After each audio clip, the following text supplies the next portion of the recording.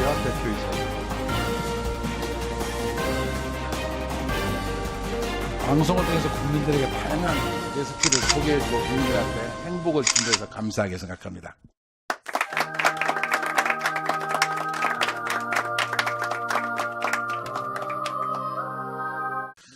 글쎄, 상생이라는 건 어쨌든 같이 산다는 건데, 이게 상생이라는 건 어느 한쪽에서 양보하는 거는 결코 좋은 생각이 아니라고 생각합니다.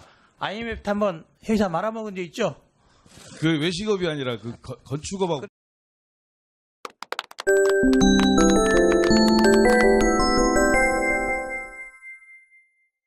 저는 참고인으로 우리 백종원 우리 대표님을 들렸는데 좀 서로 답변하시면 좋을 것 같습니다. 좀 서주실래요? 일어나시죠. 예, 마이크 좀 드리시고요. 바쁜 시간에 참석해 너무 감사합니다. 예, 방송을 통해서 국민들에게 다양한 레시피를 소개해주고 국민들한테 행복을 준 데서 감사하게 생각합니다. 같은 내식업계에도 많은 조언을 아끼지 않는 모습을 방송을 통해서 많이 보고 있습니다. 저도 음식에 별로 관심이 없었는데 우리 백종원 대표 하시는 방송에서 나오는 많은 모습들을 보면서 나도 음식을 좀 잘 만들었으면 좋겠다 이런 생각을 가질 정도로 저도 감명을 많이 받고 있습니다. 특히 우리나라의 지금 외식업계와 관련해서 프랜차이즈님과 관련돼서 많은 문제점을 안고 있어요. 특히 백 대표께서도 가맹점 사업을 이미 시작했고 가맹점 한 1,400개 된 걸로 알고 있습니다. 그러나 제가 조사해본 바하면 우리 백종원 대표가 운영하는 본사와 가맹점 사이에 했던 거래 내용하고 일반적으로 운영되고 있는 본사와 다른 형태하고는 상당히 많은 차이가 있다는 것을 봤어요. 그래서 아마 본인의 내용과 본인이 생각하고 있는 철학, 본인이 생각하고 있는 상승할 수 있는 방법이 무엇인지, 어떤 문제점이 우리 한국의 외식업계 프랜차이즈들의 문제점이 가지고 있는 것인지에 대해서 좀 소견을 좀 상승할 수 있는 틀을 가지고 중심으로 해서 얘기를 좀 해줬으면 좋겠어요. 네, 고맙습니다. 글쎄, 이거는 제 개인적인 생각을 말씀드리면 되는 거죠. 예. 글쎄, 상생이라는 건 어쨌든 같이 산다는 건데, 이게 상생이라는 건 어느 한쪽에서 양보하는 거는 결코 좋은 생각이 아니라고 생각합니다. 오래 갈 수 있는 상황은 아니죠. 네, 그래서 어느 한쪽에서 도와주거나 어느 한쪽이 양보를 해서 어느 한쪽이 살아나는 건 별로 좋은 게 아니고 결국 제일 좋은 거는 같이 살아야 되는 건데, 저희 같은 경우는 프랜차이즈가 여러 형태가 있다고 생각합니다. 같은 외식업이라 하더라도. 근데 저희가 좋게 비춰주는 거는 저희가 과연 어떤 식으로 영업이익을 올릴 거라는 걸 한참 생각했는데, 사실 저희 같은 경우는 어쨌든 프랜차이즈를 통해서 본사가 매출을 많이 일고 수익을 올릴 수 있는 거는 결국은 어떻게 하면 분점에게 좋은 가격의 식자재를 계속 공급해서 분점은 분점 나름대로 자기들이 본사로부터 받는 것이 훨씬 이득이라는 생각을 가져야 되고, 왜냐하면 사실 프랜차이즈를 하지만 개별적으로 사입하는 데들도 많습니다. 예. 뭐 시간이 많지 않아 가지고 지금 현재 우리 한국 프랜차이즈는 그냥 높은 수수료, 그다음에 그 가게에 문을 열던 인테리어 비용, 또 반품에 대한 문제점, 이런 것들이 하나의 그 프랜차이즈 어렵게 만든 크나큰 요인들이 아니겠습니까?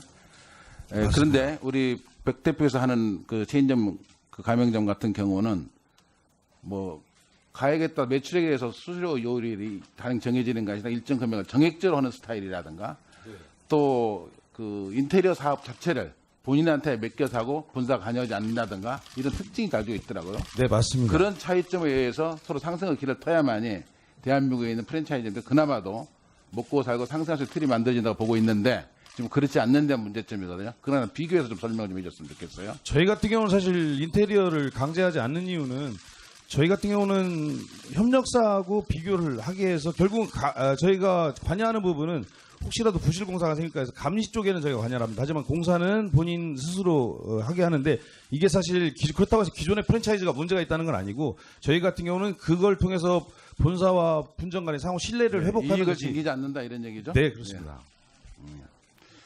그다음에 그 수수료의 매출에 대해서 수수료를 받는 것과 이렇게 정액적으로 스타일로 받는 것과 어떤 차이점과 어떤 상승 관계를 형성할 수 있는 것인가요?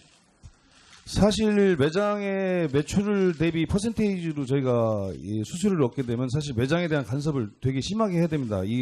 뭐 그럴 리는 없지만 매장에서 사실 본사와의 신뢰도의 회복에 있어서 매장이 본사에게 매출액을 사실 솔직하게 이게 안 하는 경우가 생기기 때문에 그런 부분에 아직은 보완적으로 해야 될 사항이 많아서 저희 같은 경우는 아예 정액제로 해버립니다. 지금 우리 백대표에서 운영하는 더번 코리아, 더번 재팬도 있죠 지금. 더번 재팬도 있고 더번 차이나도 있고 더번 아메리카도 있습니다. 아 예. 그러면 그 더번 코리아의 경우에 그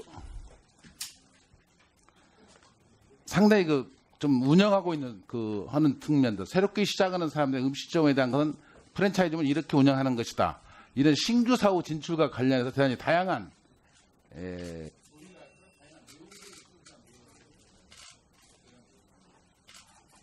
이게 저희 같은 경우는 사실 오해받는 게 브랜드를 많이 하기 때문에 문어발식이라고 오해를 받는데 저희가 상대하는 분들은 일반 소비자가 아니라 저희한테 소비자는 프랜차이즈를 원하는 외식업에 처음 뛰어들어서 뭔가 기댈 수 없는 분들을 대상으로 하는 겁니다. 쉽게 얘기하면 학원 같은 곳인데 오해하는 그러니까 저희한테 소비자는 사실 점주분들이기 때문에 점주분들이 원하는 여러 가지 브랜드를 구비하고 있는 게 저희 입장에서는 사실 저희 사업의 부분인데 저희가 직접 소비자를 상대하는 거기 때문에 그런 거 보면 좀 오해하시는 것 같습니다. 그래서 지금 현재 도소매업으로 등록된 것은 식자재에 대한 도소매 행위다 이렇게 보신 거죠. 음식점이 아니고. 프랜차이즈가 두 종류가 있습니다. 프랜차이즈는 대부분 매출 발생이 수수료로도 얻지만 저희 같은 경우는 제일 큰 것이 분점에 대한 원자재 공급하고 소스 공급으로 거의 매출의 8, 90%가 이루어지기 때문에 그게 이제 중소기업 분류할 때 저희는 이게 도소매 유통에 포함되기 때문에 그렇게 분류된 것 같습니다. 예. 지금 현재 3년째 유예를 받으면서 중소기업에서 좀 빠져나가셨죠? 현재 뭐 빠져나갔다고 보긴 하지만 법으로 그 안에 들어간 겁니다. 지금 중견기업으로 그 가야 오해하시는 게 저희가 빠져나가려고 나간 게 아니라 그게 법이 그렇게 돼 있어갖고. 예. 뭐 어쨌든 중소기업으로 저는 좀 남았으면서 더 많은 역할을 좀 했으면 좋겠어요. 왜냐하면 음식 대부분 중소기업들이 많고 소액이기 때문에 어떤 모델을 샘플을 보여주는 게 중요하다 이렇게 생각합니다. 네네네. 호텔에 진출한 가지고 말이 많은 것 같아요. 어떤 이유에서 그걸 진행하겠나요? 호텔은 단순한 개인적인 욕심 때문에 했습니다. 왜냐하면 왜 호텔에는 한식당이 없어야 되나? 왜 호텔에 있는 한식당은 왜 10만 원, 20만 원 비싼 매출밖에 유지가 안 되나? 거기서 출발한 거고 호텔 안에 사실 저렴한 음식점들이 있으면 호텔 안에 묵는 사람들도 도움이 될 것이고 호텔에 대한 거부감도 없을 거라고 생각해서 처음 시작했는데 지금 그렇게 운영하고 있습니다. 그래서 자칫 오해하시는 게 음식점 하는 놈이 호텔까지 진출한다라고 오해하는데 사실은 저는 옛날부터 불만이 왜 호텔 안에는 꼭 비싼 식당이 있어야만 하나 왜 외국에 음식점이 있어야지라는 생각을 했던 것 때문에 시작했습니다. 어쨌든 지금 대한민국에 있는 많은 외식업과 관련된 프랜차이즈점들이 어려움을 겪고 있다는 데는 동의하시죠? 네네네. 가장 큰 문제가 뭐라고 생각하세요? 사실은 비싼 임대료? 아닙니다. 높은 수수료? 너무 많습니다. 구조조정이 우리나라가 사실 제가 조사한 바에 의하면 인구당 매장 수가 너무 많다고 봅니다. 과도하다고 봅니다. 그럼 본사가 그렇게 나눠서 될 일이 아니다는 데는 자각을 해야 되는 거죠. 우리 집 편의점도 너무 많은 데서 문제가 생기는 거거든요. 사실 경제 원리는 어떻게 이거 하지 마라 하라 할 게 아니라 자연적으로 뭔가 업을 하면서 서로 습득하면서 자연적인 치유가 되지 않나 생각하고 있습니다. 그건 제 개인적인. 치킨집 같은 것이 무슨 뭐 엄청 많아가지고 항상 생기면 뭐 한 석 달 내 또는 1년 내에 뭐 다 문을 닫아야 되는 것이 한 7, 80%가 되는 이런 현상이 보여주고 있는 게 대단히 지금 문제입니다. 낭비고 대단히 자원의 낭비거든요. 이게 많은 사람들 어렵게 만들고 그래서 좀 시간이 많지 않은데 우리 백 대표께서 프랜차이즈를 이렇게 만들어가야 된다. 또는 대한민국이 이런 형태의 호텔로 가야 되겠다는 소견이 있으면 좀 얘기를. 예, 감히 말씀드리면 우리나라 같은 경우는 사실 외식업을 너무 쉽게 할 수 있는 상황입니다. 미국 같은 경우는 저도 미국에 매장을 준비하고 해봤지만 미국 같은 경우는 새로운 자리에다 매장을 열려면 최소한 1년, 2년이 걸립니다. 왜냐하면 인스펙션이 안 나오기 때문에. 그 사이에 그렇게 식당을 쉽게 못하는데 저희 같은 경우는 신고만 하면 바로 할 수 있는 게 문제고 사실은 식당을 준비하는 분들이 그렇게 쉽게 오픈할 수 있다 보니까 너무 겁없이 뛰어들다 보니까 준비성 없이. 그래서 제 생각에는 사실 여러 가지 상황이 있겠지만 상황이 이렇게 쉽게 식당을 열면 안 되는구나는 걸 좀 느낄 수 있는 계기도 돼야 되고, 제가 골목 식당이나 방송을 하지만 사실 이게 오해하시는 게, 이게 뭐 식당을 하라고 부추기는 거라고 오해하시는데 그게 아니라 하지 마세요라는 거거든요. 준비가 없으면. 그래서 이거는 사실 어떻게 보면 좀 시간이 흐르면서 서로 다 깨우쳐 나가야 되는 방법 아닌가. 하지만 지금 어떻게 하든 어쩔 수 없이 오픈한 분들은, 제가 뭐 방송에서 개도한다는 거지만 이런 부분을 고쳐서 이렇게 하다 보면 좀 지금보다는 상황이 나아질 수 있지 않느냐는 그런 희망을 전해드리고자 골목시장이나 프로를 한 건데, 약간 제가 혼자 힘으로 할 수는 아닌 것 같습니다. 어쨌든 우리 대한민국에 새롭게 음식업을 준비하고 있는 사람들이라든가 현재 운영하는 프랜차이즈님들이 적당한 경쟁력을 가지면서도 잘 운영돼서 서로가 본사와 가맹점 사이의 상생을 잘 유지해서 다 같이 좀 적당한 이익이 배분되고 적당히 이 사업을 함으로써 내가 행복하고 우리 가족을 먹여 살 만큼 된다라는 틀을 만드는 것이 지속성 있고 가능하고 멀리 갈 수 있는 거거든요. 예, 함께 맞습니다. 가야 멀리 간다는 속담이 있는 것처럼 네네네. 그건 뭐 딱 정하고 누구 잘못이다 이렇게 딱 정할 수는 없겠지만 하여튼 본사의 문제, 그다음에 이제 장사가 웬만큼 될 만하면 지대의 문제, 임대료에 대한 문제, 또 지금까지 얘기했던 카드 수수의 문제, 여러 가지가 다 복합적으로 작용되고 그런 것들을 줄여줘야만이 우리 가맹점으로 있는 영세 우리 프랜차이즈점들이 그나마도 살 수 있을 것이다, 이런 생각을 갖습니다. 네, 맞습니다. 의원님. 먼저 백종원 대표가 지금 성공한 외식업계 대표 아닙니까?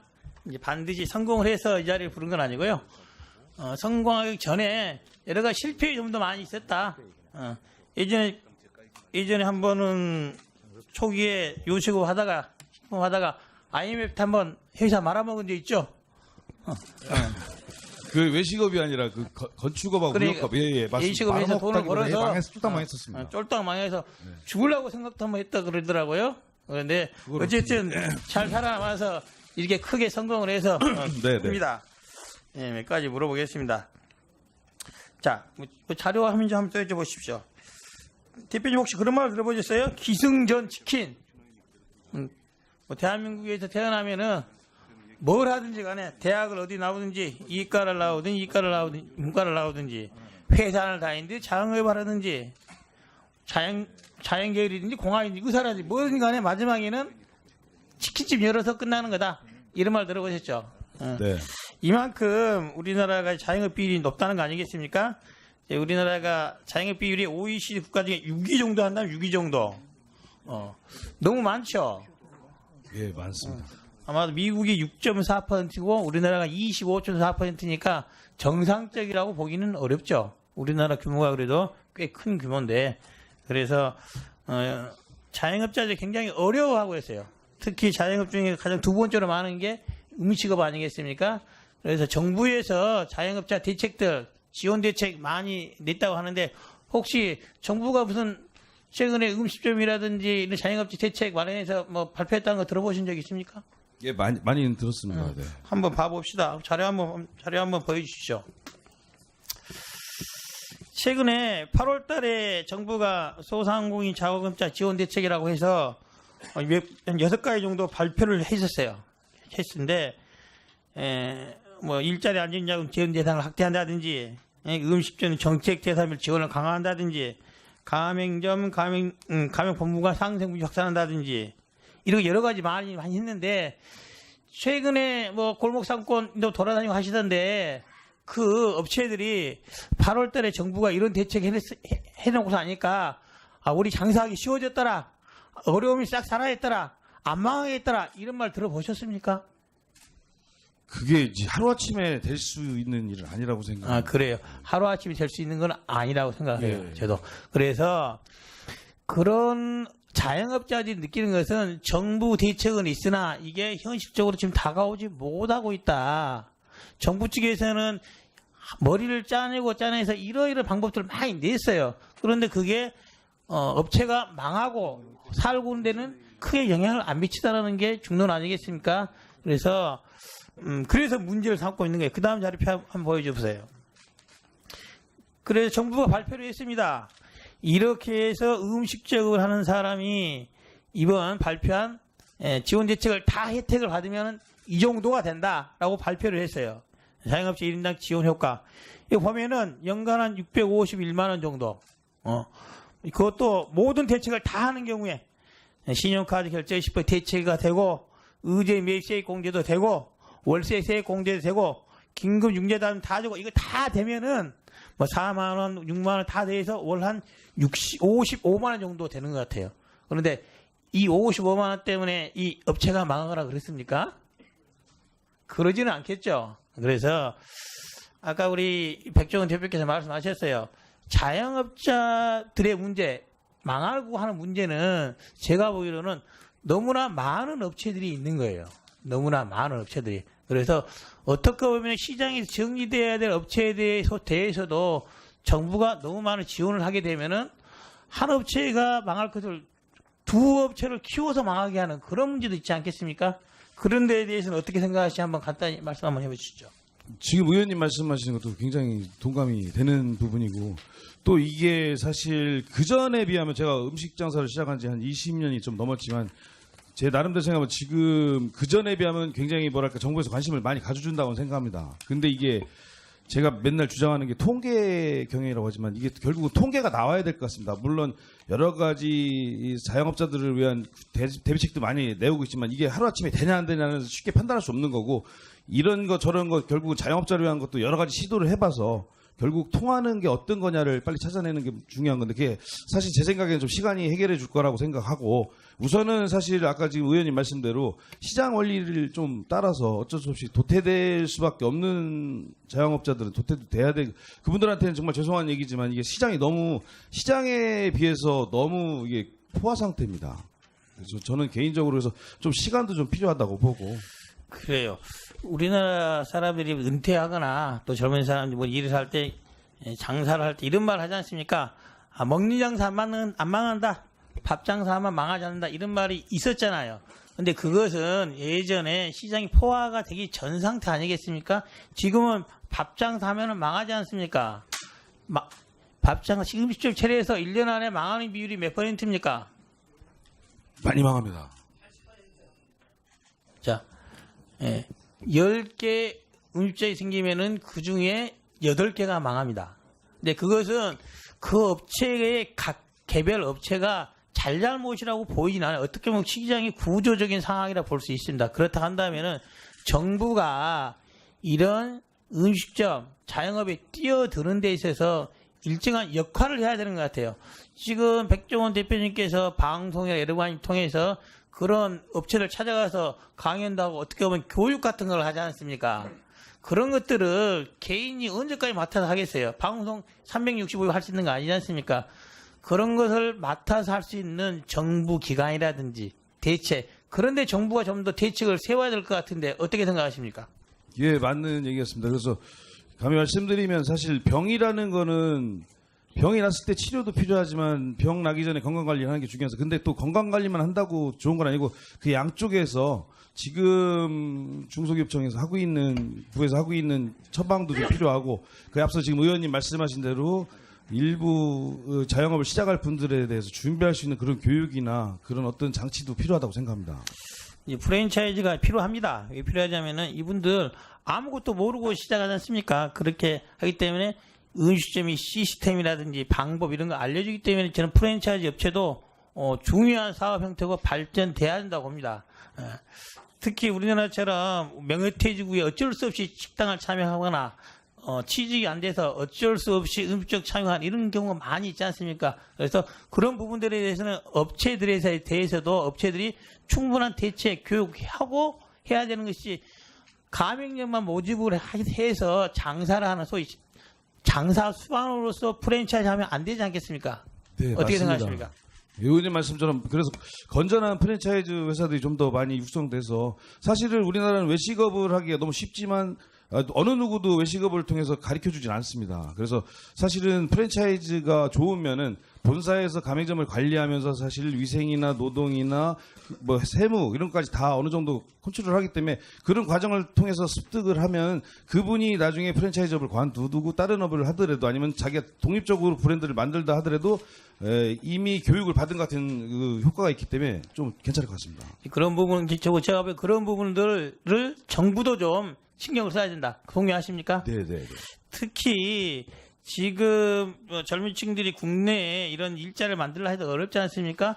지금 대표님께서 중국이나 동남아시아에 외식 업체 많이 갖고 계시죠? 예, 저희가 해외에 한 80여 개 업체 있습니다. 그렇습니다. 제가 보기에는 우리 젊은 층들도 뭐 국내 프랜차이즈라든지 대표님 회사에 있다가 외국에서 나가서 직접적으로 음식점을 차릴 수 있는 그런 기회에 늘려서 해외 음식점 일자리 만들어야 본다고 보는데 어떻습니까? 예, 정말 맞습니다. 그렇게 해야 됩니다. 왜냐하면 우리나라는 사실 시장이 그렇게 크지 않습니다. 그래서 우리나라에서 뭔가 훈련을 써서 해외에 나가서 준비된 사람이 나가서 정말 넓은 시장이거든요. 제가 해외에 많이 매장을 하고 운영하고 있지만 사실은 국내에서 쌓은 여러 가지 경력이 해외에서 굉장히 큰 도움을 받습니다. 그래서 제 생각에는 국내 외식업 시장이 사실은 아까 말씀드린 대로 포화 상태긴 하지만 여기서 뭔가 해외 시장을 바라보고 여기 있는 저희 같은 경우는 선배지만 선배도 사실 좁은 시장에서 우리가 먹겠다고 하는 게 아니라 후배를 가리키는 이유도 사실 넓은 시장을 가면 정말 시장이 광활하기 때문에 그렇게 위원님 생각처럼 그렇게 가야 되는 방향으로 가는 게 맞을 것 같습니다. 그러니까요. 음식점 관련한 자영업자에 대해서도 정부에서도 그런 부분에 좀 더 투자해주면 어떻겠냐는 거예요.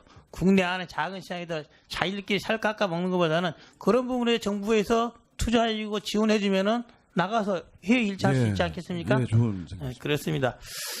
그 대표님께서 평소 뭐 방송 출연이나 광고 이렇게 받아서 주머니에 챙기는 게 아니라 한식 조리학과 학생들 장학금으로 뭐 지원도 하시고 예. 저속 저리 환자 치료비로도 기부도 많이 한다고 들었습니다.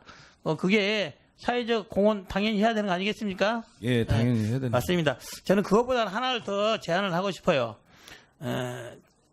대표님께서 사업가이기 때문에 단순한 기부보다는 번 돈으로 사업 자체를 키워서 일자리를 많이 늘려서 그럼으로써 기여를 하는 게 더 낫지 않나. 어떻게 생각하십니까? 정말 고맙습니다. 맞습니다, 그게. 그래서 아니 진짜로 1억 벌어서 50% 기부해봐 5천만 원인데 그거 계속 사업에 투자해서 100억짜리 사업을 만들면 사실 고용 창출도 되고 100억에 10%면 사실 그 10억이 되지 않습니까? 아니, 맞습니다. 저 그렇게 생각하는데 감히 얘기를 못 하고 있었던 건데. 하나만 더 말씀드리면요. 지금 대표님께서 방송에서는 주로 서울 쪽 업체들만 많이 나가더라고요. 예. 그래서 지방에 있는 업체 좀 왔으면 좋겠고 특히 여수에도 청년몰 하고 있는데 잘 안. 거기 꼭 가겠습니다. 꼭 한번 오셔서. 아니 사실은 왜 서울만 했냐면 이게 제작비가 별로 없어갖고 이게 서울에서 해서 반응이 좋으면 이제 지방도 하려는데 지방에 특히 이번에 대전에 한번 가보니까 정말 청년몰들이 이렇게 많은지 몰랐습니다. 힘들어하는지 모르고 그래서 가능하면 지방으로 많이 가려고 합니다. 우리 백종원 대표님은 이렇게 이제 실패했다가 다시 성공한 케이스로서 골목상권에 많은 자영업자들이 아주 좀 기대를 하고 희망을 안고 있습니다. 아마 이 방송을 보시는 우리 자영업자들도 많이 있을 것으로 생각되는데 그분들한테 희망을 줄 수 있는 그런 메시지 한번 좀 던져주시기 바랍니다. 제가 뭐 메시지라기보다는 저도 힘들었다 일어나긴 했는데 제가 제일 오해받는 게 뭐 금수저라는 소리를 많이 듣죠. 사실은 하나 돈 받은 거 없습니다. 근데 사실 제가 물론 그 건방지게 말씀드리면 자신감이라고 생각합니다. 어떤 상황에서든. 근데 그게 사실은 처음에 자영업을 시작할 때 너무 꿈을 크게 가지니까 그게 문제인 거지. 사실 그 전에 비해서 지금은 조금 뭐랄까 속도가 잘 나지 않는 거라고만 생각하면 사실 한 걸음 한 걸음 나간다고 생각하면 되는데 지금 현실이 너무 어렵다고 생각하시는 건데 사실 약간의 변화만으로도 일단은 뭐랄까 긍정적인 에너지를 받으시고 조금 더 시간이 걸리겠지만 노력하시면 다시 충분히 기회는 올 거라고 믿음을 드리고 싶습니다. 제가 그 청년 상인 창업 지원 사업과 관련해서 좀 여쭤보려고 그러는데 혹시 그 골목 식당 프로그램을 하시고 계시잖아요. 네. 거기서 그 청년들도 많이 만나시는 것 같더라고요. 네. 얼마나 좀 청년 상인들 몇 분이나 만나보셨어요? 지금까지 한 30명 정도 만났죠. 예. 그 정부가 이 전통시장 살리고 또 청년 실업 문제도 해결한다는 대안으로 이 청년 상인 육성하고 있는 거 그건 알고 계시죠? 네, 알고 있습니다. 인테리어라든가 또는 뭐 임대료 이런 것도 좀 내주고 있고. 네. 예. 근데 지금 이제 저희도 이번에 좀 준비를 하면서 국감 준비를 하면서 현장에 나가서 청년 상인들을 만나 보니까 실제로 이 정부 지원을 받는데도 불구하고 상당히 휴폐업률이 높아요. 그럼 혹시 그런 것까지 구체적으로는 잘 모르시죠? 운영을 하는 사람들만 만나셨을 테니까. 아니요, 대부분 상황이 안 좋은 건 알고 있습니다. 알고 계세요? 네. 예.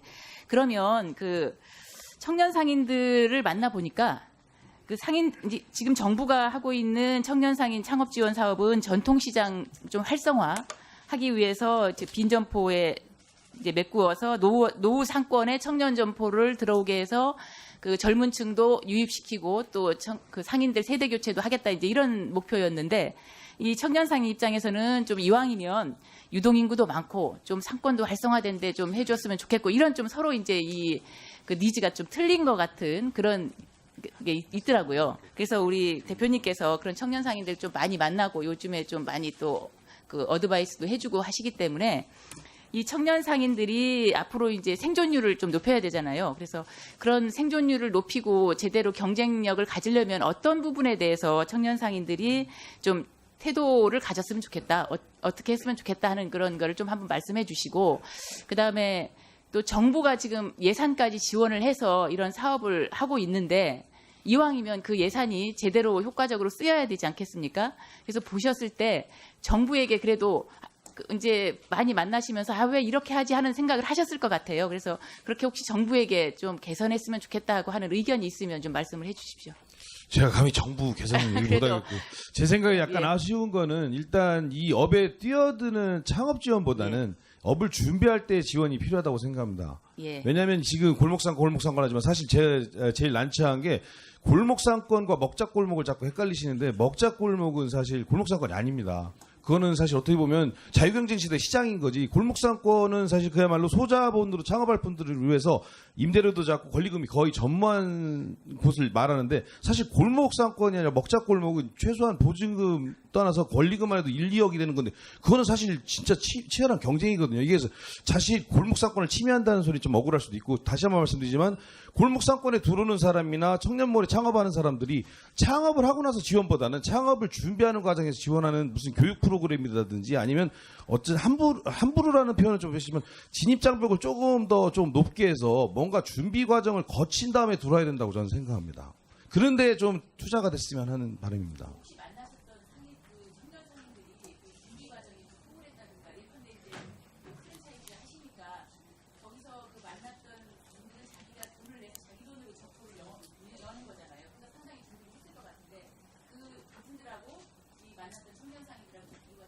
나름대로 지금 청년상인이나 일반 골목상권에 있는 상인분들도 거의 같은 게 뭐냐면 어디서 배울 데가 없습니다. 사실 음식을 배울 데도 없고 창업에 대한 어떤 과정을 거쳐야 돼 세무적인 거 아니면 위생관리 왜냐하면 방송을 보시고 대부분 한탄을 하시는데 그게 현실입니다. 대부분 어디 가르쳐주는 데가 전무한 거고 기껏해야 유튜브나 동영상에 인터넷을 검색해서 시작을 하는데 사실 저 같은 경우는 제가 어려서부터 관심이 많아서 나름대로 데이터를 충분히 준비하고 심지어 남의 가게 가서 일도 해봤기 때문에 가능한 건데 지금 현실로는 사실 어느 남의 가게 밑에서 일하던 분들 아니면 성공 확률이 굉장히 낮습니다. 그래서 제가 지금 자꾸 말씀드리지만 준비가 안 돼 있으면 사실 창업을 하시면 안 되고 그렇게 준비 안 된 분들을 위해서 뭔가 성공을 위해서 자꾸 소모적인 투자보다는 아예 기본적인 준비하는 과정에 어떤 도움을 줄 수 있는 실질적인 도움을 주셨으면 하고 제가 지금 알기로도 그런 쪽으로 많이 선회해서 중소기업부에서 좀 준비하는 걸로 좀 들었습니다. 알고 있고. 그래서 그전에 하고 달라서 지금 저희 회사도 많이 방문해서 자료도 요구하시고 저는 사실 귀찮긴 하지만 굉장히 발전적이라고 생각합니다.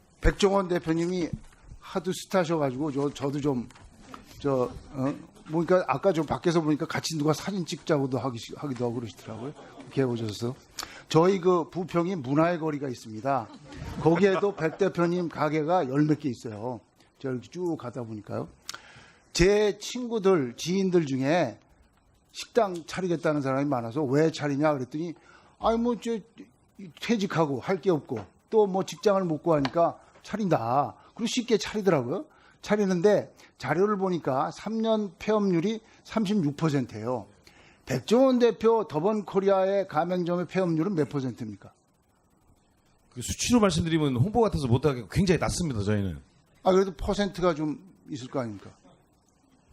그 자영업자들 다니면 고충이 요새 고충이 뭐냐 그러면 최저임금 너무 올라서 그렇다는데 그 가맹점에서는 그런 얘기 안 나와요? 당연히 힘들다고 그러는데 그게 저희만 그런 게 아니라 다 똑같죠. 그건 음식점 하는 분들은 다 똑같습니다. 제가 옛날에 스위스에 근무했었어요. 그때 한국분이 한국 식당 한번 차리려고 그랬더니 뭐 한식 조리사 자격증 따와야 되고 교육 받아야 되고 시험 봐야 되고 그랬고 한 1년 걸리더라고요. 1년 걸리고 하여간 걸리는 게 많아요. 그러면 그 백종원 대표님 그 가맹점들은 교육하고 뭐 자격증 이런 거 합니까? 그냥 그분들 차리니까 뭐 교육 제대로 시켜서 내보냅니까? 일반 매장보다는 저희는 아무래도 까다롭겠죠. 저희는 아무래도 간섭이 많습니다. 왜냐하면 저희가 점주를 위한 것도 있지만 아까 말씀드린 상생이라는 건 일단 점주도 벌어야 되지만 본사도 성공해야 되는데 본사가 성공하려면 점주가 살아남아야 되기 때문에 어떻게 보면은 점주를 먼저 살려놔야지 저희도 오래 산다고 생각하거든요. 그렇기 때문에 굉장히 과정도 까다롭고 그동안 절차 진행하면서 분점 매장 관리에 굉장히 간섭을 되게 심하는데 이게 사실은 자칫 오해의 소지가 있는 게 과연 이게 갑질이냐 아니냐의 그 굉장히 애매모호한 선에 서 있습니다. 그런데 저희 같은 경우는 어떻게든 갑질일 수도 있죠. 갑질일 수도 있죠. 너무 괴롭히면 갑질하러 죠. 그게 사랑의 매일 수도 있는데 자칫하면은 그런데 그게 참 애매한 선에 있습니다. 근데 이제 제가 보니까 소상공인연합회에서 지금 백 대표님이 다 계세요. 이게 골목상권에 있는 제로센 게임에서 백 대표님 그 가맹점들이 손님 다 뺏어간다는 거예요. 그래가지고 타 계시고 이게 그래서 이제 아까 보니까 중소기업이라서 중소기업 혜택 받는 이제 중견기업 되셨다고 하더라고요. 그럼 이제 사회적 책임도 해야 되잖아요. 그러면 출점하는 거 이거 좀 제한하고 좀 과거처럼 그냥 1년에 300-400개씩 하지 말고 좀 제한해서 할 수 없습니까? 이 의원님 정말 좋으신 얘기인데 잘 들어보십시오. 저희 가맹점주들이 똑같은 자영업자입니다. 이게 사실은 과외가 불법이거나 학원이 불법이면 제가 혼나야 맞는 거지만 아니 본인이 독하게 한 데 갖고 과외를 받거나 학원 다니는데 이게 도대체 뭐가 죄인지 모르겠습니다. 그러니까 저희는 지금 이 자리에 말씀드리면 점주분들한테 정말 죄송한 게 점주분들이 요즘 굉장히 위축이 돼 있어요. 아니 마치 프랜차이즈 지점하는 게 무슨 죄진 건 아니잖아요. 자기가 독하게 안 돼 갖고 본사에다 기대서 본사로부터 도움을 받아서 자기가 한 건데 어떻게 보면 일반 개인 매장보다 돈이 더 들어가는 거고 어떻게 보면 본사 개인 매장은 그런 가맹비나 예를 들어서 자기 자유롭게 자신 있기 때문에 혼자 독학을 한 건데 그게 자유경쟁 시대에서 도대체 뭐가 문제인지를 모르겠습니다. 이게 아까도 말씀드렸지만 골목상권에 들어가서 하는 거 프랜차이즈 본사는 골목상권을 들여보내질 않습니다. 왜냐하면 저희가 브랜드가 살아야 되는데 골목에 들어갈 이유가 없죠. 근데 먹자 골목하고 자꾸 골목상권하고 헷갈리시는 게 정말 큰 문제입니다. 아니 저희 같은 경우 지난 2017년에 50평 기준으로 60개의 매장을 오픈했는데 그게 평균으로 치면요 1층에 권리금이 2억 1천만 원입니다. 평균을 내봤더니 그러니까 권리금 2억 1천만 원을 내는 정도가 그게 과연 영세상의는 아니지 않습니까? 근데 그걸 갖고 자꾸 골목을 파괴한다고 그러니까 먹자 골목에 들어가서 경쟁하는 건데 네. 갖고 있는 게 아니라 점주들입니다. 다. 예. 아니 사업하는 사람이 아니 이거 좀 너무 하신 거 아니에요? 아니 사업하는 사람이 사업을 영위하는 제가 다른 일을 하다 이걸 들어온 것도 아니고 저희는 사실 가맹점을 잘 키워서 가맹점 사장님들 잘 벌 수 있게 해준 것뿐인데 그게 도대체 뭔 잘못인지 모르겠고 저희는 매장을 더 확고하게 안전하게 해서 저희가 원하는 거는 사실 좀 더 좋은 가격에 점주님들이 경쟁성 있게 해드리는 건데 그게 과연 이게 무슨 불공정한 행위인지 전 지금까지 솔직히 이해를 못하겠습니다. 이게 진짜 다시 한번 말씀드립니다. 골목상권하고 먹자골목하고 자꾸 헷갈리죠. 아니 강남역 먹자골목이 어떻게 영세상이 들어가는 데가 아니지 않습니까? 그리고 저희는 대기업분에 지금 들어가기 전부터 이미 1, 2년 전부터 그 대기업권이 들어갈 수밖에 없는 역세권이 다 조건이 거기에 부합하는 데만 들어갔습니다. 왜냐하면 프랜차이즈나 회사가 그런 데밖에 들어갈 수가 없습니다. 그렇게 들어가야만이 브랜드가 오래 살아남거든요. 그러니까 제발 좀 골목상권하고 먹자골목을 제발 같이 혼돈하시면 큰일 납니다. 프랜차이즈가 또 상장을 준비하고 계시죠. 그런데 이제 이 카페벤에도 아픈 경험이 좀 남아 있고요. 그래서 잘 되기를 바랍니다. 저는. 그러나 혹시나 이 상장해서 잘 안 됐을 경우에 지금 그 상당히 많은 가맹점주들 또 그와 관련된 분들이 또 피해를 당하게 어려움에 처할 우려도 있지 않습니까? 그런 일은 절대 없을 겁니다. 그럼요. 그래서 또 좋은 이미지를 갖고 계시기 때문에 저는 성공하기를 바랍니다만 이 상장과 관련된 성공 준비를 준비하는 과정에서 제일 어려운 점이 뭡니까? 이제 초기 단계이기 때문에 모르겠어요. 별로 없습니다. 근데 저희가 상장을 꼭 굳이 억지로 하겠다는 거 아니고 상장할 이유는 딱 하나입니다. 이게 왜냐하면 저희가 은퇴하고 나서 언제가 될지 모르겠지만 최고 의사를 결정할 수 있는 사람이 자칫해 잘못 판단으로 회사가 잘못하면 오래 못 갈 것 같아서 이왕이면 주인이나 여러 가지 감시 체제를 많이 두려고 하는 거지 다른 이유는 하나도 없습니다. 그리고 만약에 상장에 실패한다 하더라도 절대로 점주한테 피해가는 일은 없도록 저희가 무리해서 상장을 추진하고 있지는 않습니다. 네, 꼭 그 무리해서 하지 않는다 하는 다짐을 꼭 잘 지켜주시기 바랍니다. 우리 가맹점주들이 제일 힘들어하는 것이 임대료하고 가맹비하고 카드 수수료입니다. 그런데 더본 코리아에서는 뭐 1월달에 가맹점 로열티도 10% 낮춰주고 품목 가격도 2% 17% 내려줘서 뭐 이렇게 서로 신뢰하고 상생하는데 노력을 많이 해줘서 고맙고요. 그런데 하나 여쭤보고 싶은 것이 매장인데요.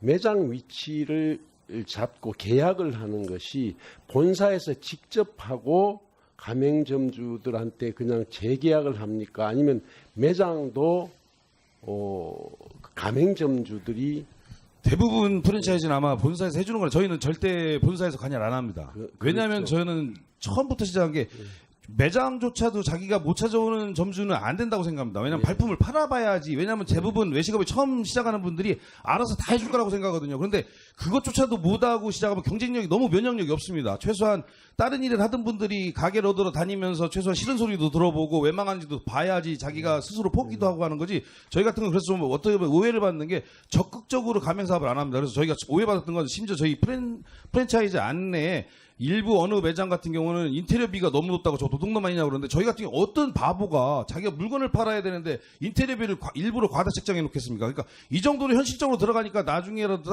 하지 말아라 이건데 그걸 저희가 마치 쟤네는 딴 데보다 인테리어가 너무 비싸라고 오해를 하는데 그건 사실 물건 파는 사람이 어느 사람이 홈페이지에 자기 물건 값을 그 비싸게 올려놓겠습니까? 그게 사실 현실적인 거기 때문에 알고 들으라는 얘기고 저희는 절대 그걸 안 하고 있습니다. 뭔가 다른 게 있을 거라고 생각해서 여쭤봤어요. 매장의 위치를 가맹점주에게 맡긴다는 것은 일반 프랜차이즈 본사들은 하지 않는 일이거든요. 그래서 뭔가 자기가 찾고 자기가 주인의식을 가지고 물건을 팔려고 하게 만든다는 것을 그런 면에서 알고 싶어서 전 감사합니다. 그 과정에서 보통 점주분들이 포기하는 경우가 많습니다. 퇴직하고 할 일 없이 하는 게 음식점은 아니죠. 절대 그러면 안 된다고 생각합니다. 많은 분들이 그렇게 생각해요. 아까도 네, 맞습니다. 지금까지 그래왔습니다. 끝나면 이용주 의원입니까? 끝나면 치킨집 하듯이 두 가지 얘기를 하는 것 같아요. 보통 보면 할 일 없으면 농사지어야지. 예, 하다 안 되면 음식점 해야지. 그렇게 해서는 안 되는데 왜 그렇게 됐을까요? 그게 똑같은 말씀드리지만 너무 외식업을 쉽게 생각하신 거고 그전에는 사실 제가 외식업을 처음 시작할 때만 해도 조금만 일해도 수익성이 괜찮았습니다. 근데 지금은 현실적으로 수익성이 굉장히 떨어집니다. 그래서 정말로 이게 뻔한 얘기겠지만 사명감이나 이 일을 좋아하지 않으면 못 견딥니다. 근데 그 견뎌내는 시간이 옛날에는 뭐 한두 달이면 됐지만 지금은 반년 이상 이걸 투자해야 되는데 지금 이걸 대부분 못 버티니까 어렵다고 그러는 겁니다. 지금 정책을 담당하고 있는 당국자라고 생각을 하고요. 장관님이라고 생각해서 어떤 정책을 해야 될 거라고 생각하세요? 정말 죄송한 얘기지만 문턱 이 외식업 창업을 쉽게 할 수 없게 만들어야 된다고 생각합니다. 지금 창업하신 분들은 어떻게 하든 도와서 이분들이 사업을 자율적으로 접을 때까지는 최소한 지원을 해서 뭔가 좀 좋은 결말을 만들어 줘야 되는 건 어쩔 수 없이 우리 사회적인 도리라고 생각하고 하지만 이 이후로는 함부로 쉽게 식당이나 해볼까 하고 들어서는 안 된다고 생각합니다. 예. 지금 우리 정부에서는 100년 가게라는 사업을 하고 있어요. 그 사업은 어떤 거냐면 아까 평가표를 드렸죠. 30년 이상 된 음식점이나 도소매업을 하는 사람들을 100년 하게 하겠다. 거기에서 가장 평가의 중심을 둬야 할 건 어떤 걸 둬야 될까요? 어떤 업이든 그 업주의 그 사업을 바라보는 시선이 중요하다고 생각합니다. 예, 물론 모든 사업은 돈을 벌기 위한 거지만 돈보다 앞서는 게 뭐냐고 물어봐야 될 것 같습니다. 예. 제가 왜 물어보냐면 저희가 만들어낸 평가 지표가 100년 가게랑 아무런 상관이 없는 평가 지표를 가지고 하고 있는 것 같아서 100년, 30년 하고 계신 분들이 앞으로 100년 가게를 하려면 어떻게 하면 100년 동안 가게를 유지할 수 있을 것 같습니까? 자기 하는 일을 좋아해야 되겠죠. 그래서 제가 골목 식당 하면서 청년 상인들한테 꼭 마이크가 안 되는데요. 청년몰에 오해하시는 게, 이게 좀 다른 얘기했으면 오해하시는 게, 청년몰을 가서 지원하면 청년들한테 하는 얘기가 그겁니다. 방송에 잘 안 나가지만 이 일을 직업으로 생각하지 말라고 그러거든요. 청년몰을 통해서 자기가 이 외식업이 됐든 외식업이지만 일단 사업을 경험해 보면 보는 눈이 바뀌어서, 제가 이거는 건방진 얘기했지만 일자리 창출하지만 일자리가 없다고 생각 안 합니다. 일자리는 정말 많은데 서로 눈높이가 다르다고 생각합니다. 일자리를 원하는 사람과 일할 사람을 찾는 사람의 눈높이가 다른 건데, 제가 생각할 때는 이런 자기 사업을 한 번이라도 경험해 본 사람은 아무래도 눈높이가 자기가 좋아하는 일에 정말 젊음을 불태울 수 있다고 생각하고, 저 역시 그랬거든요. 그래서 이런 청년 창업을 지원하는 건 사실 이 일로 자기의 평생 직장을 사업하는 게 아니라 이런 경험을 통해서 자기 눈높이에 맞는 정말 좋은 직장을 한번 찾아봐라. 지금은 그런 경험이 없기 때문에 무조건 우선순위 되는 것이 많이 쉬느냐 많이 버느냐, 이게 우선순위라고 생각하는데, 저는 제 경험을 어떻게 하든 나눠주고 싶은 게, 저도 역시 좋은 나름대로 명문대학교를 나왔지만 저는 제가 좋아해서 외식업을 했고, 물론 중간에 다른 길을 했었습니다. 근데 지금은 정말 행복하고 좋은 게, 자기가 좋아하는 일을 하다 보면 이게 일 같지도 않고 너무 즐기고 재밌습니다. 그래서 저는 이 경험을 젊은이들한테 같이 나눠서 그게 잘 되면 사실 일자리 창출에도 전혀 정말 걱정이 없는 그게 사회가 되지 않을까. 이게 좀 쓸데없는 얘기가 되는 것 같아요.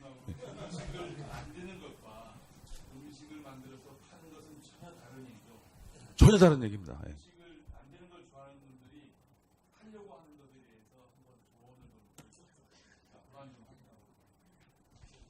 아니, 음식을 만드는 걸 좋아하는 분이 잘 팔기도 하면 좋겠지만, 그때는 필요한 게 사명감이라고 생각합니다. 지금 제가 외식업을 처음 할 때는 아까 말씀드렸지만 그냥 가게만 열어놔도 수익이 생겼습니다. 근데 지금은 수익이 안 생깁니다. 근데 많은 젊은이들이 외식업이 좋아서 들어왔는데, 지금 문제는 제가 방송을 하는 이유도 그겁니다. 왜냐하면 젊은이들이 상처를 많이 받습니다. 수익은 없는데도. 근데 왜냐하면 그 소비자들이 예를 들어서 약간의 비매너로, 본인은 그렇게 생각 안 하지만 굉장히 상처를 많이 받는데, 사실 이 외식 프로를 많이 하는 거는 많은 예비 소비자들이 좀 외식업을 하는 사람들의 실제가 이렇게 힘들구나 하는 거 알고 좀 서로 존중하는. 그 사실은 외식업을 처음 시작하는 사람은 돈보다도 좋은 게, 저를 존중해주고 내 음식에 좋아하는 손님을 되게 좋아하거든요. 그러면 그러다 보면 자연스럽게 그런 외식업에 뜨시는 분들이 수익이 안 되지만 오래 버틸 거고, 그렇게 많이 버티면 결국 그 모든 좋은 결과가 결국 소비자로 돌아간다고 생각합니다. 이런 프랜차이즈, 지금 이제 우리 백종원 대표님께서 하시는 거는 넓은 그 음식 업계 안에서 이렇게 아주 건강한 프랜차이즈를 만들어가는 거, 저는 아주 잘하시는 일이라고 생각합니다. 감사합니다. 지금 우리가 이야기하는 거는 과거에 구멍가게라고 불리우는 그 부분이 몇 개의 회사들한테 독점돼 있는 거거든요. 서너 개로. 이게 그리고 이미 다 끝나버렸습니다. 그 안에서 계속 점포수를 늘려가는 거예요. 저는 이런 것들이 시장을 독점하고 결국 국민들을 힘들게 만들고, 자꾸 욕심을 부리다 보면 프랜차이즈 숫자를 늘리는 경쟁을 하게 되고, 이게 결국 문제인 상황이 된 거죠. 그래서 저는 그런 문제들을 우리 백 대표님도 프랜차이즈 업계에 들어오셨기 때문에 이런 문제들에 대해서 어떻게 생각하시는지 한번 이야기를 들어보겠습니다. 의원님 말씀에 공감합니다. 이게 이제 일단은 편의점업하고 저희 외식업하고는 좀 다르지만 공감을 하고 있고, 저희 같은 경우 그러면 또 너는 그러면서 왜 가맹점을 많이 하냐고 그러실까봐 약간의 변명을 드리면, 그 얘기는 아니에요? 아니 그럴 수도 있습니다. 왜냐하면 그게 일맥상통하는 얘기니까. 그래서 저희 같은 경우는 그래서 그게 하나의 또 오해받는 소리가 문어발식 경영이라는 얘기를 많이 듣는데, 그래서 많이 다브랜드를 만드는 게, 저희 같은 경우는 어쨌든 사업을 영위해야 되는데, 저희가 볼 때는 아직도 외식 프랜차이즈가 경쟁이 여기 있다고 저희는 생각하기 때문에, 그래서 한 개의 브랜드로 일정한 개수의 매장 이상을 안 합니다. 왜냐하면 철저하게 가맹점 거래를 확보를 해놔야만이 같은 메뉴, 그래서 저희가 그런 의미 때문에 새로운 브랜드나 새로운 메뉴를 개발해서 새로운 브랜드를 만드는데, 이게 자칫 오해로 너는 왜 이렇게 브랜드를 많이 만드느냐 하는데, 전체 개수로 보면 저희 개수가 그렇게 많은 게 아닙니다. 일반적으로 프랜차이즈 회사가 보통 1,500개, 2,000개 넘어가는 회사도 많은데, 저희는 11개의 브랜드를 합해서 지금 1,000몇백 개거든요. 그래서 그거는 좀 약간 변명 아닌 변명으로 들리시겠지만, 지금 의원님이 하신 말씀은 저도 나름대로 일부 공감하는 부분이 있고, 저도 그래서 그런 오해가 없도록. 아니, 그래서 저도 말을 조심해야 될 것 같아갖고.